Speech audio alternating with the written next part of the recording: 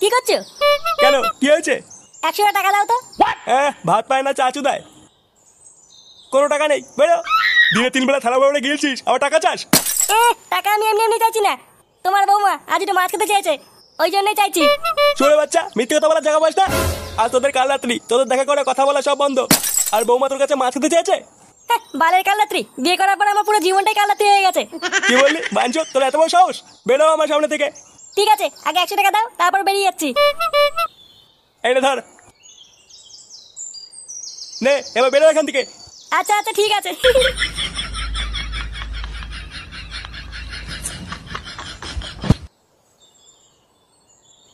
4 বোতল বাংলা, 5 প্যাকেট জলজিরা, 2 বোতল লিমকা আর 10 টাকার ঝিঙ্কু চানাচুর।